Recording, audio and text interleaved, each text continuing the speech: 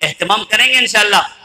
ایک واقعہ سنا کے بعد ختم کرتا ہوں۔ حضرت عبداللہ ذو البجادین مدینہ منورہ سے کچھ فاصلے پر ایک بستی میں رہتے تھے۔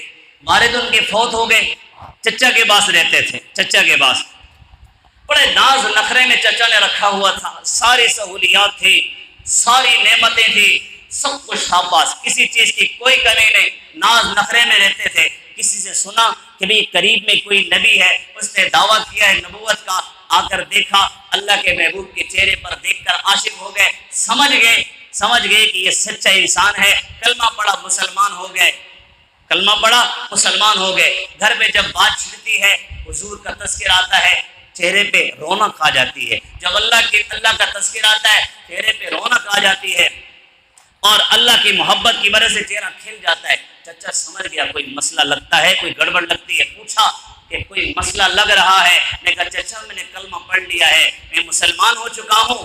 میں کہا اچھا میرا کھاتے ہو اور میری مرضی کے بغیر چلو گے؟ توبہ کرو، واپس آ جاؤ، نہیں آتے تو ساری سہولیات چھین لوں گا۔ انہوں نے وہی جواب دیا کہ بھئی اللہ کے لیے سب کچھ قربان ہے کیا تیرے پاس، لے لے سارا کچھ۔ اس نے اتنی تکلیفیں دی اور پھر بھتیجے کو نکالا، عبداللہ ذو البجادین رضی اللہ تعالیٰ عنہ گھر سے نکال دیا، جسم پہ کپڑے وہ بھی اتار دیے، بالکل برہنہ کر دیا، جسم پہ کوئی کپڑا نہیں۔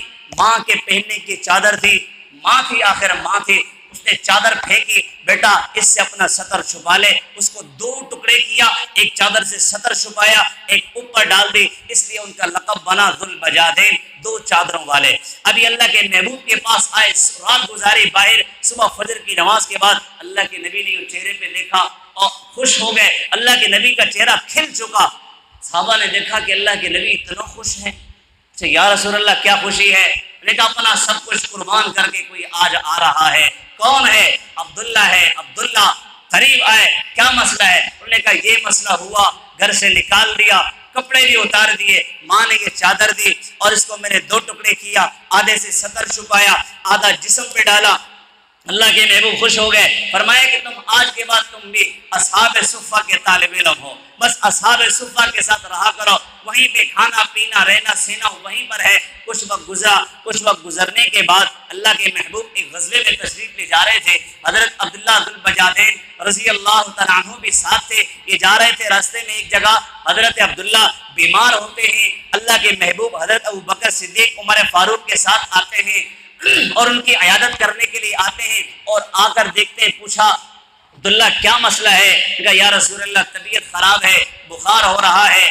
اللہ کے محبوب نے وہ سرہانے سے سر ہٹایا، سرہانہ نیچے سے ہٹا کے اور یوں اپنی ران رکھی، ان کا سر اپنی مبارک ران پہ رکھا۔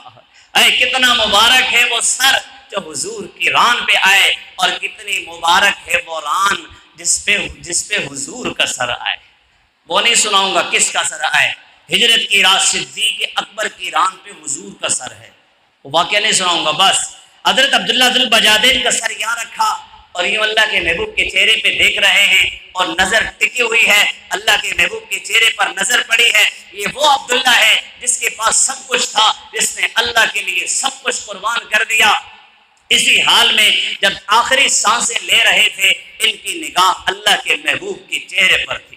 کتنے خوش قسمت تھے، دنیا سے جاتے ہوئے حضور کا چہرہ دیکھ کر جا رہے ہیں۔ فوت ہو گئے۔ اللہ کے محبوب نے فرمایا اپنے بھائی کو غسل دو، کفن وغیرہ کا انتظام کرو، اور پھر جب قبر تیار کی گئی، اللہ کے محبوب خود آگے بڑھے اور آگے بڑھ کر قبر میں اترے، فرمایا کہ لاؤ اپنے بھائی کو میرے حوالے کرو۔ حضور پاک علیہ السلام خود قبر میں اترے اور پھر انہوں نے حضرت عبداللہ کو لیا، اور پھر قبر کے اندر آخری آرام گاہ میں حضرت عبداللہ کو حضور نے لٹایا، اور پھر حضرت عمر دیگر صحابہ رش کر رہے تھے، وہ دیکھ رہے تھے۔ اللہ کے محبوب نے فرمایا اللہ عبداللہ سے میں راضی ہوں، عبداللہ سے میں راضی ہوں، یا اللہ تو بھی راضی ہو جا۔